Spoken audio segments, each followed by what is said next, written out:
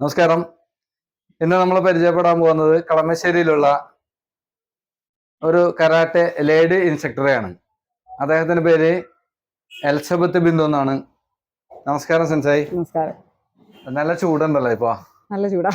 ഈ ചൂടിന്റെ ഇടയിൽ പ്രാക്ടീസ് ചെയ്യാൻ എളുപ്പമുണ്ടോ? അല്ല, നമ്മളുടെ ഇവിടുത്തെ ക്ലൈമറ്റ് വെച്ച് നോക്കുമ്പോ നമുക്ക് ഇതാണ് ചൂട്. തണുപ്പ് വരുമ്പോഴത്തേക്കും നമ്മുടെ ബോഡി ഹീറ്റായി വരാനായിട്ട് ഭയങ്കര ബുദ്ധിമുട്ട് വരും. അതേസമയം ഈ ഹീറ്റിൽ നിൽക്കുമ്പോഴത്തേക്കും വെള്ളം ഇടയ്ക്ക് കുടിച്ചുകൊണ്ട് നമ്മൾ പ്രാക്ടീസ് ചെയ്യുമ്പോഴത്തേക്കും നമ്മുടെ ബോഡിയിൽ ഡീഹൈഡ്രേഷൻ ഇല്ലാതെ തന്നെ പിള്ളേരെ നമുക്ക് മെയിൻറ്റെയിൻ ചെയ്ത് കൊണ്ടുപോകാം. ഏത് കാലഘട്ടത്തിലാണ് ഇത് കരാട്ടെ പഠിക്കാൻ തുടങ്ങിയത്? ഞാൻ സ്കൂളിൽ പഠിക്കുന്ന സമയത്ത് തുടങ്ങിയതാണ്. അതായത് ഞാൻ 10th പഠിക്കുന്ന സമയത്താണ് സ്റ്റാർട്ട് ചെയ്യണത്. എന്റെ ബ്രദർ 5th പഠിക്കുന്ന സമയത്ത് ആൾക്ക് പഠിക്കണം, അതാണ് സ്റ്റാർട്ടിങ്. അപ്പൊ ആള് പഠിക്കണം എന്നുണ്ടെങ്കിൽ 2 കിലോമീറ്റർ നടന്നു വരണം. അതായത് റബ്ബർ എസ്റ്റേറ്റിന്റെ നടുക്കൂടെ നടന്നു വരണം. അപ്പോ ആ ബ്രദറിനെ കൊണ്ടുപോയാക്കാൻ വേണ്ടിയിട്ട് ഞാനും സിസ്റ്ററും കൂടെ വരും. ഇങ്ങനെ വന്ന് ഇരുന്ന് കണ്ട് പഠിച്ചാണ് കരാട്ടയിലേക്ക് വരുന്നത്. അതായത് ഫോഴ്സ് ചെയ്ത് അനീതിക്ക് പഠിക്കണം എന്ന് പറഞ്ഞു. എനിക്ക് താല്പര്യമില്ല. അപ്പോ ഫാദർ പറഞ്ഞത് നിങ്ങൾ 2 പേരും കൂടി പഠിക്കണമെങ്കിൽ പഠിച്ചോളാം. അങ്ങനെ സ്റ്റാർട്ട് ചെയ്താണ്. സ്റ്റാർട്ട് ചെയ്യണത് നിക്കോളാസ് റൊസാരിയോ എന്ന് പറഞ്ഞൊരു മാഷിന്റെ കീഴിലാണ് മഞ്ഞുമലുള്ളത്. അദ്ദേഹത്തിന്റെ കീഴിൽ ഞങ്ങൾ ബ്രൗൺ ഫസ്റ്റ് ക്യൂ വരെ പ്രാക്ടീസ് ചെയ്തു. അതെ, മോസസ് തിലക് സെൻസായിയുടെ അണ്ടറിൽ പ്രാക്ടീസ് ചെയ്തുകൊണ്ടിരുന്നതാണ് നിക്കോളാസ് റൊസാരിയോ, ജെയിംസ് KP, ഇവരൊക്കെ. ജെയിംസ് KP അദ്ദേഹം ഇപ്പൊ ഇല്ല. അതിനുശേഷം നിക്കോളാസ് മാഷ് ക്ലാസ് നിർത്തി. അദ്ദേഹം വേറെ ഒരു പ്രൊട്ടസ്റ്റന്റിലേക്ക് മാറിയപ്പോൾ കരാട്ടെ ഫീൽഡിന്റെ പോയി. അപ്പൊ ഞങ്ങള് കുറെ പേര് ഇങ്ങനെ കരാട്ടയുമായിട്ട് നടക്കണ കുറെ ഇൻട്രസ്റ്റഡ് ആയിട്ടുള്ള കുറെ പേര് എവിടെ പോയി ചേരും, എങ്ങനെ ചെയ്യും എന്നൊക്കെ ഒരു ഐഡിയ ഇല്ല. എന്നാൽ കരാട്ടെ ഈ ഏരിയയിലില്ല. വീണ്ടും ഞങ്ങൾ നിക്കോളാസ് മാഷിനെ പോയി കണ്ടു കഴിഞ്ഞപ്പോൾ നിക്കോളാസ് മാഷാണ് ജെയിംസ് മാഷിനെ കൊണ്ടുപോയി അഡ്മിഷൻ എടുക്കുന്നത്. അവിടെ വന്ന് കഴിഞ്ഞ് ഒരു 2-3 ഇയേഴ്സ് വീണ്ടും, അതായത് ഞങ്ങളൊരു 7 ഇയേഴ്സ് ഓൾറെഡി ഞങ്ങൾ ഗ്രീൻ ബെൽറ്റ് വരെ പ്രാക്ടീസ് ചെയ്തു. ബ്രൗൺ ബെൽറ്റിൽ വീണ്ടും നിന്ന് 11 ഇയേഴ്സ് കഴിഞ്ഞിട്ട് വീണ്ടും 4 ഇയേഴ്സ് നിന്നതിന് ശേഷമാണ് ഞങ്ങൾ ബ്ലാക്ക് എടുക്കുന്നത്. ജെയിംസ് മാഷിന്റെ അടുത്ത് ജെയിംസ് മാഷിന്റെ ആ എല്ലാ സിലബസും പഠിച്ചതിന് ശേഷമാണ് ബ്ലാക്ക് ബെൽറ്റിലേക്ക് വരുന്നത്. അതെ, ഏകദേശം വലിയ സീനിയറാണ്. ഇപ്പൊ ഏത് മാസ്റ്ററിന്റെ കീഴിലാണ് ഇപ്പൊ നിൽക്കുന്നത്? ഇപ്പൊ ഞങ്ങള് ഡയറക്ടർ മബുനി സെൻസായിയുടെ കീഴിലാണ്, അണ്ടറിലാണ്. മബുനി ഷിറ്റോറിയോ കരാട്ടെ ദോ ഇന്റർനാഷണലിന്റെ ഡയറക്ടർ അഫിലിയേഷൻ എടുത്തിട്ടാണ് ഞങ്ങൾ ചെയ്യുന്നത്. ഞങ്ങളുടെ നാഷണൽ ഹെഡ് ON രാജു, ഇടുക്കിയിലാണ് അദ്ദേഹം. പിന്നെ സ്റ്റേറ്റ് ഞാനാണ് ചെയ്യുന്നത്, സ്റ്റേറ്റ് ചീഫ് ഞാനാണ്. ഈ എറണാകുളം ഡിസ്ട്രിക്റ്റിന്റെയും ചാർജ് എനിക്ക് തന്നെയാണ്. ഏത് മാസ്റ്ററിൽ നിന്ന് അപ്ഡേറ്റ് ചെയ്തുകൊണ്ടിരിക്കുന്ന ഏത് മാസ്റ്ററാണ്? മബുനി സെൻസായി. ഇപ്പൊ ഞങ്ങളിപ്പോ സെപ്റ്റംബറിൽ വീണ്ടും മബുനി സെൻസായിയുടെ ക്യാമ്പ് നടക്കണം. അതായത് അദ്ദേഹം ബാംഗ്ലൂര് വന്ന് 2 ദിവസത്തെ ക്യാമ്പ് എടുത്തു. ഇനിയിപ്പോ ട്രിവാൻഡ്രത്ത് 2 ദിവസം ക്യാമ്പ്. അപ്പൊ നമുക്ക് മബുനി സെൻസായിയുടെ ഡയറക്റ്റ് പ്രാക്ടീസ് കിട്ടുമ്പോൾ ബെറ്റർ അല്ലേ അത്? ശരി. അപ്പൊ ഈ ഷിറ്റോറിയെ തന്നെ തെരഞ്ഞെടുക്കാൻ എന്താ കാരണം? കരാത്തയിൽ പല സ്റ്റൈലുകളുണ്ടല്ലോ. ഷിറ്റോറിയെ തെരഞ്ഞെടുത്തല്ല, നമ്മൾക്ക് ചൂസ് ചെയ്യാനില്ലായിരുന്നു ഒന്ന്. അതായത് നമ്മൾ ഇവിടെ വരുമ്പോ കരാട്ടെ എന്ന് പറഞ്ഞ പണ്ട് അങ്ങനെയാണല്ലോ, ജാക്കി ചാൻ, ഒരു ബ്രൂസ്ലി, ഇവരാണ് എല്ലാവരുടെയും റോൾ മോഡല്. ബ്രദർ അവരുടെ സിനിമ കണ്ടതിന് ശേഷമാണ് ആൾക്ക് പഠിക്കണമെന്ന് പറയണത്. അപ്പൊ നമ്മളിങ്ങനെ അന്വേഷിച്ച് വന്നപ്പോൾ കളമശ്ശേരിയിൽ ഒരു 2 കിലോമീറ്റർ അപ്പുറത്ത് ഒരു ക്ലാസ്, അത് ഏതാന്ന് പോലും അറിയാതെ പഠിച്ചു. ബ്രൗൺ ബെൽറ്റ് വരെ ഞങ്ങൾക്ക് അറിയില്ല, ഏത് സ്റ്റൈലാ പഠിക്കണെന്ന് പോലും അറിയാതെ പഠിക്കണേ ബ്രൗൺ ബെൽറ്റ്. അപ്പൊ ഞങ്ങൾ പഠിച്ചൊരു 3 months കഴിഞ്ഞപ്പോൾ തന്നെ കോച്ചിങ് തന്നു തുടങ്ങി. ഞങ്ങൾക്ക് ഡെമോ, നാഷണൽ ടൂർണമെന്റുകളൊക്കെ പോകാനുള്ള കോച്ചിങ് ആയിരുന്നു. അപ്പൊ ഈ ജെയിംസ് മാഷ് ഞങ്ങൾക്ക് കോച്ചിങ് തരാൻ പറയും. കത്തയുടെ കോച്ചിങ് മുഴുവൻ തന്നെ ജെയിംസ് മാഷാണ്. അപ്പൊ അങ്ങനെയാണ് ഞങ്ങളെ കോച്ചിങ് നടക്കണേ. ആദ്യം ഞങ്ങൾ പഠിച്ചിരുന്നത് ഇവിടെ അടുത്ത് തന്നെ കളമശ്ശേരിയിൽ 10ാം പീസ് പള്ളിയുടെ പാരിഷ് ഹാളിലാണ് പഠിക്കണത്, ആദ്യമായിട്ട് ക്ലാസ് ചെയ്യണത്. അത് കഴിഞ്ഞിട്ട് പിന്നെ ഞങ്ങൾ ഫാക്ടിന്റെ ഉദ്യോഗമണ്ഡലിലെ ഒരു ഹോളിലേക്ക് മാറി. അപ്പൊ നമുക്ക് ലെങ്ത് കൂടുന്തോറും ഡിസ്റ്റൻസ് നമുക്ക് നടന്നു പോകണം, ബസ്സൊന്നുമില്ല. ഇവിടുന്ന് രാവിലെ 5 മണിക്ക് എഴുന്നേറ്റ് ഇവിടുന്ന് ഓടി, അപ്പൊ എക്സസൈസും നടന്നു. അതിൻ്റെ കൂടെ അവിടെ ചെന്ന് പ്രാക്ടീസ് ചെയ്തിട്ട് തിരിച്ചു വരുമ്പോൾ 8 o'clock. നേരെ അവിടുന്ന് വരുമ്പോൾ തന്നെ നമ്മൾ പള്ളിയിൽ പോകാനുള്ള ഇത് റെഡി ആയിട്ടായിരിക്കും. തന്നെ നേരെ പള്ളിയിൽ പോവുക, പിന്നെ വീട്ടിൽ ചെല്ലുന്നത് 12 മണി 1 മണിക്ക്. അങ്ങനെയാണ് നമ്മുടെ പ്രാക്ടീസ്. പക്ഷെ അന്ന് നമുക്ക് മടുപ്പില്ല. പ്രാക്ടീസ് ചെയ്യാനായിട്ടാണെങ്കിലും ഇങ്ങനെ എത്ര ദൂരം നടന്നു പോകാനാണെങ്കിലും ബുദ്ധിമുട്ടില്ല. പക്ഷെ ഇന്നത്തെ പിള്ളേർ ഭയങ്കര കഷ്ടമാണ്. പാരന്റ്സ് കൊണ്ടുവന്ന ക്ലാസ്സിന്റെ താഴെ ആക്കിയാലും പപ്പ എന്നെ മുകളിൽ കൊണ്ട് ആക്കാൻ പറയണ കുട്ടികളെ ജനറേഷൻ ഇന്നത്തെ എക്സസൈസ് ചെയ്യാൻ പറഞ്ഞു കഴിഞ്ഞാൽ നമ്മൾ 10 കൗണ്ട് കൊടുത്തു കഴിഞ്ഞാൽ 5 ചെയ്ത് ബാക്കി 5 നമ്മൾ ചെയ്യണം. അത്ര മടിയാണ്. അതായത് അവർക്ക് എന്തിനു ഞങ്ങൾ ചെയ്യണം, ഞങ്ങള് ജിമ്മിൽ പോയാൽ ഡെവലപ്പ് ആവില്ലേ എന്നാണ് അവരുടെ ക്വസ്റ്റ്യൻസ്. പിന്നെ അതിലും മാറി വരുന്ന കുട്ടികളുണ്ട്, ഇല്ലെന്ന് പറയില്ല, ഉണ്ട്. അപ്പൊ ഏതൊക്കെ അവാർഡുകൾ ഈ കരാത്തയിൽ നിന്ന് കിട്ടിയേക്കുന്ന അവാർഡുകൾ ഏതൊക്കെയാണ് ഏറ്റവും ഹൈ ലെവലിലുള്ളത്? നാഷണൽ ചാമ്പ്യൻഷിപ്പ് തന്നെയാണ് ഏറ്റവും ഇപ്പൊ ലേറ്റസ്റ്റ് നാഷണൽ ചാമ്പ്യൻഷിപ്പ് പോയത്. സെൻസായിക്ക് കിട്ടിയേക്കുന്ന അവാർഡ് ഏറ്റവും ഞാൻ നാഷണൽ ഇപ്പോ ജനുവരിയിൽ നമ്മള് ഷിറ്റോറിയോ അസോസിയേഷൻ ഇന്ത്യയുടെ ഒരു ചാമ്പ്യൻഷിപ്പ് നടന്നു. അതിനകത്ത് കത്ത പെർഫോം ചെയ്തു, ഗോൾഡ്. അന്ന് ഗോൾഡ് ആയിരുന്നു. അത് പെട്ടെന്ന് നമ്മളോട് പറയുകയാണ് മാസ്റ്റേഴ്സിന്റെ ഒരു ചാമ്പ്യൻഷിപ്പ് ഒക്കെയാണ് നിങ്ങൾ പാർട്ടിസിപ്പേറ്റ് ചെയ്യുക. അപ്പൊ റെഫറി ആണ്, ജഡ്ജാണ്. അപ്പൊ അതിന്റെ കൂടെ നമ്മളോട് പറയുമ്പോൾ പെട്ടെന്ന് ഏത് കത്ത ചെയ്യും, എങ്ങനെ ചെയ്യും, നമ്മൾ പിള്ളേരെ പഠിപ്പിക്കുന്ന എക്സ്പീരിയൻസ് വേറെ, നമുക്ക് പെർഫോം ചെയ്യുന്ന എക്സ്പീരിയൻസ് വേറെ. പക്ഷെ അന്ന് ഞാൻ പിള്ളേരെ പഠിപ്പിച്ച ഒരു ഇത് വെച്ച് ഞാൻ ചെയ്തു തന്ന ഗോൾഡ് മെഡലായിരുന്നു. ശരി. ഇപ്പൊ ഇതിനകത്ത് വെപ്പൻസ് എന്തെങ്കിലും പഠിപ്പിക്കുന്നുണ്ടോ? ഇപ്പൊ സെൻസായി പഠിപ്പിക്കുന്ന ഷിറ്റോറി സ്റ്റൈല്, അപ്പൊ കരാത്തേല് സെൻസായിയുടെ ക്ലാസ്സിൽ വല്ല വെപ്പൻസ് എന്തെങ്കിലും? ഇല്ല, വെപ്പൺസ് നേരത്തെ പഠിച്ചിരുന്നു. ഒരു 10 years ബിഫോർ ചെയ്തിരുന്നു. നെഞ്ചൊക്കെ പഠിപ്പിച്ചിരുന്നു, കുബിഡോ പഠിപ്പിച്ചു, അങ്ങനെ എല്ലാം പഠിപ്പിക്കുമായിരുന്നു.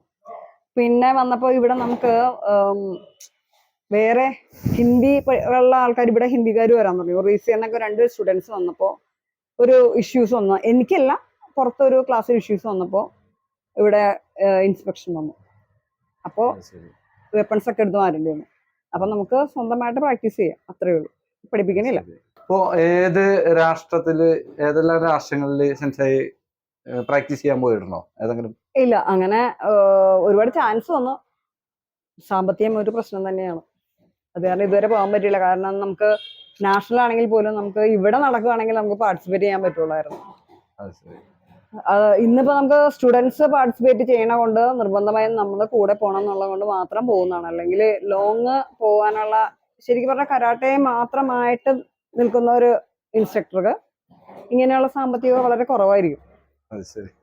അങ്ങനെ ചിന്തിക്കാനും ഭയങ്കര ബുദ്ധിമുട്ടായിരിക്കും. കാരണം പിന്നെ ഫാമിലിയുടെ ഒരേ പിന്നെ ഉണ്ടല്ലോ നമുക്ക് പറയാനായിട്ട് ഹെൽത്ത് ഇഷ്യൂസ്, ഫാമിലി വരുമ്പോഴത്തേക്ക് ഞങ്ങൾ ജോയിന്റ് ഫാമിലിയാണ്. അപ്പോൾ അങ്ങനെ വരുമ്പോൾ അങ്ങനെയുള്ള ഒരുപാട് കാര്യങ്ങൾ നമ്മൾ നോക്കേണ്ടി വരും. ഏതെങ്കിലും ഈ കരാട്ടെ ഫീൽഡിൽ വന്നതിന് ശേഷം ഏതെങ്കിലും ആരെങ്കിലും നേരിടേണ്ടി വന്നിട്ടുണ്ടോ? കരാട്ടെ ഫീൽഡിൽ വന്നതിന് ശേഷം നേരിട്ടിട്ട് വന്നിട്ടില്ല. കരാട്ടെ പഠിക്കുന്നതിന് മുന്നേ, അതായത് ഇങ്ങനെയൊക്കെ വരുമെന്ന പോലും ചിന്തിക്കാത്തൊരു സമയമുണ്ട്. അതായത് ഇവിടെ നമ്മുടെ വീട്ടിലുള്ളവരെന്ന് പറഞ്ഞ് നടക്കുന്ന സമയത്ത് പള്ളിയുമായിട്ട് ഭയങ്കര അറ്റാച്ച്മെന്റാണ്. അപ്പൊ പള്ളിയുടെ ഏത് കാര്യത്തിനും ഫ്രണ്ടിലുണ്ടാവും. അപ്പൊ ഇതേപോലെ അവിടെ നമ്മളെ ക്ലീനിങ്ങിന്റെ ടൈമില് എല്ലാവർക്കും സ്നാക്സ് മേടിക്കാൻ വന്നതാ, ഞാൻ വേറൊരു കുട്ടിയും കൂടെ. അപ്പൊ പണ്ടെന്നൊക്കെ പറഞ്ഞാൽ നമ്മള് മുത്തിന്റെ പേള് കൊണ്ടുള്ള മാലയൊക്കെ ഇടുന്നത്. പക്ഷെ ആ കുട്ടിയുടെ കഴുത്തിൽ ഒരു ഗോൾഡിന്റെ ചെയിൻ ഉണ്ടായിരുന്നു. ഒരു സൈക്കിളിൽ പോയാൽ നമ്മളൊട്ടും അൺഎക്സ്പെക്റ്റഡ് ആയിട്ട് ആള് ഈ മാല കയറി പിടിച്ചു. മാല കയറി പിടിച്ചപ്പോ ഡ്രസ്സിലും കൂടിയാ പിടിച്ചത്. അതുകൊണ്ട് പൊട്ടിക്കാൻ പറ്റില്ല ആൾക്ക്. അപ്പൊ സൈക്കിളായതുകൊണ്ട് ഞാൻ സൈക്കിളിൽ കയറി പിടിച്ചു. സൈക്കിളിൽ നമ്മള് ഡ്രോപ്പ് ചെയ്യണവരെ ഞാൻ ഡ്രോപ്പ് ചെയ്തു. അറിയില്ല കരാട്ടെ എന്താണെന്ന് അറിയില്ല. ആ സമയത്ത് ഡ്രോപ്പ് ചെയ്തു, ആളെങ്ങനെ പിടിച്ചു നിർത്തി കഴിഞ്ഞപ്പോഴാണ് ആള് പറയുന്നത്, അയ്യോ ഞാൻ മാല പൊട്ടിച്ചില്ല എന്ന്. അപ്പൊ ശരിക്കും പറഞ്ഞാൽ മാല കഴുത്തിൽ തന്നെ ഉണ്ടായിരുന്നു, പിടിച്ചത് ഡ്രസ്സിലായിരുന്നു.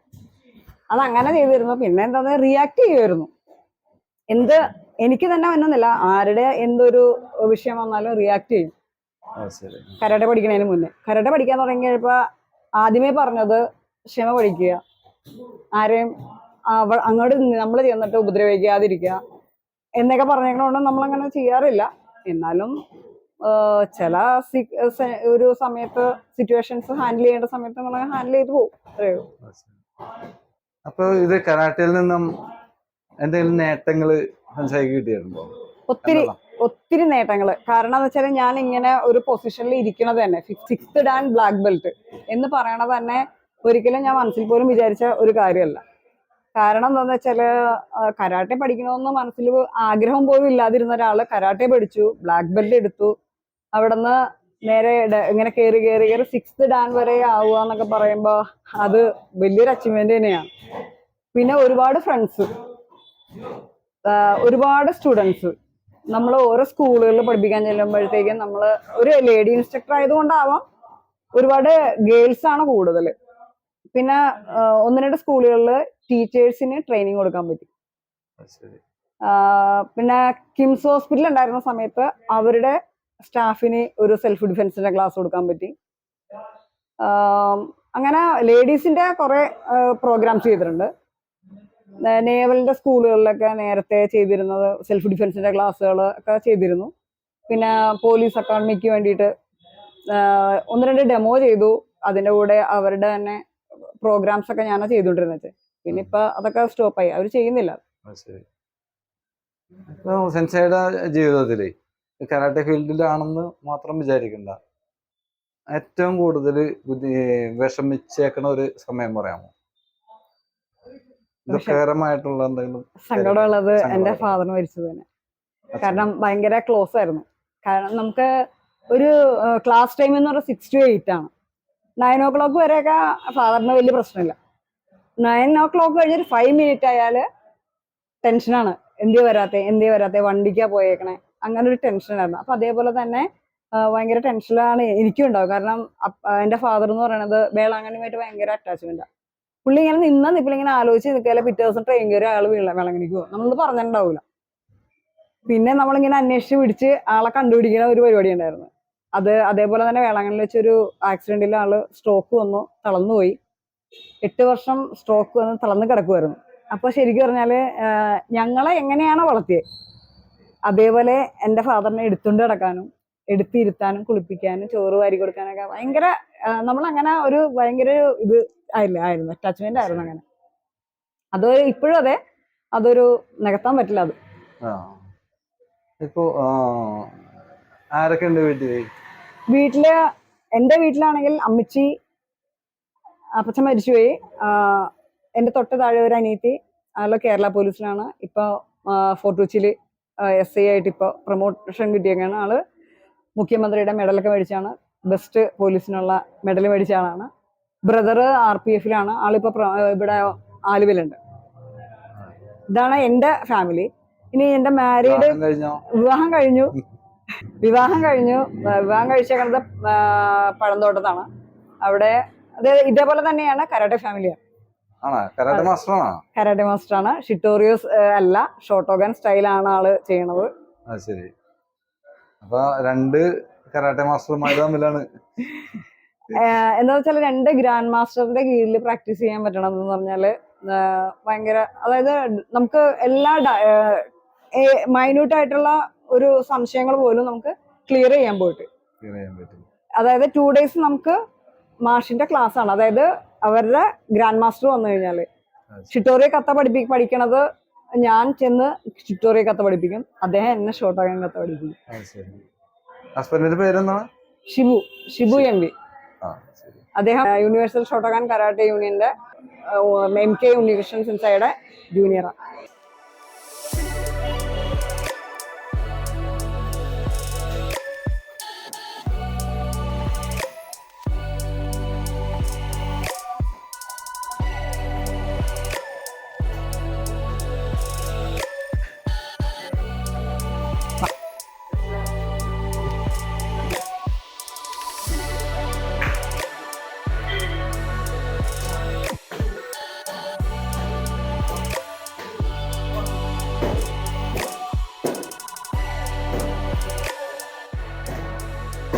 ഇതാണ് ഹസ്ബൻഡ് ഷിബു. ഓക്കെ. എൻ്റെ അടുത്ത് Thomas കത്തനാട്ട്.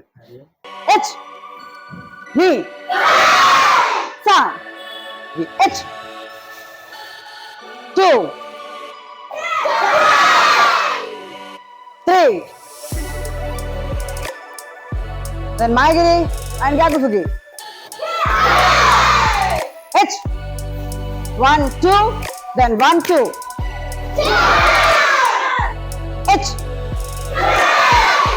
Knee. Jip. Knee. Kyok. Some.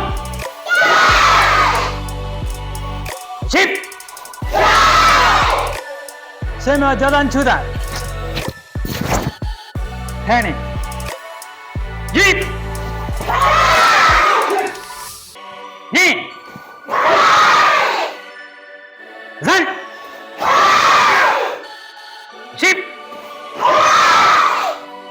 Go! V! Move forward, Jordan Suki. Move back. Jujuoke. Power Shikiri. Yakusuki. Rip. Jeep. Hey! Hey!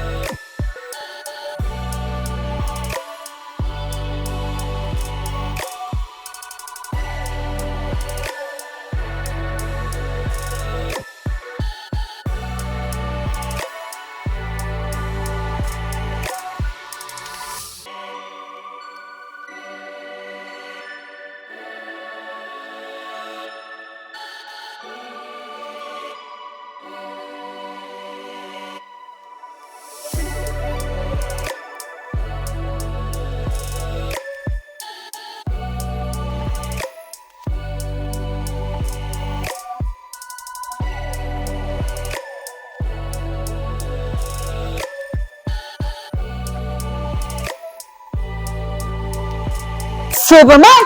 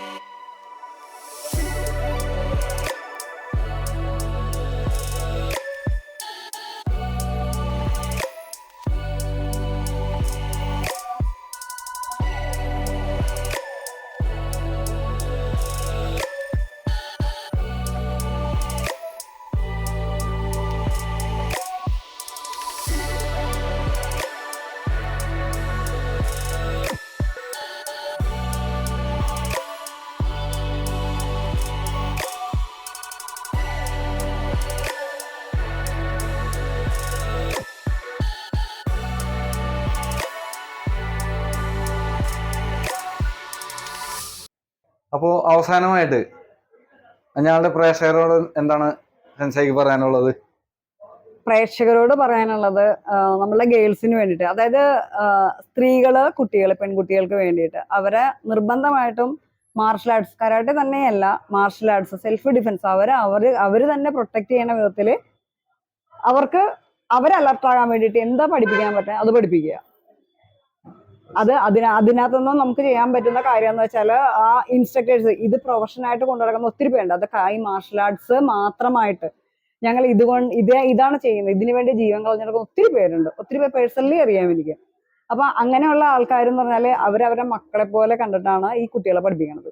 നമ്മള് കണ്ടിട്ടുണ്ട് ഒരുപാട് പേരെങ്ങനെ ചേർത്ത് പിടിച്ച് ക്ലാസ്സിൽ കൊണ്ടുവരിക, അവരതേപോലെ ഒരു ഇഞ്ചുറി പറ്റി കഴിഞ്ഞാൽ അവരതേപോലെ ആ കുട്ടികളെക്കാളും കൂടുതലായിട്ട് അവർ വേദനിക്കുക, അവരതേപോലെ കെയർ ചെയ്യുക, അങ്ങനെയൊക്കെ ചെയ്യുന്ന ഒരുപാട് ഇൻസ്ട്രക്ടേഴ്സ് ഉണ്ട്. അതിൽ കുറച്ച് പേരിൽ നെഗറ്റീവ്നെസ് ഉണ്ടാകാം, പക്ഷെ അതിൽ കൂടുതൽ പോസിറ്റീവ്നെസ് ഉള്ള ഇൻസ്ട്രക്ടേഴ്സ്മാരുണ്ട്. അപ്പോൾ എല്ലാ സ്ത്രീകളോടുമുള്ള ഒരു ഇതാണ്, നമ്മൾ മാക്സിമം നമ്മുടെ കുട്ടികളെ പ്രാപ്തരാക്കുക, അതേ പറയുള്ളൂ. ഓക്കെ. അപ്പോൾ ഇത്രയും നേരം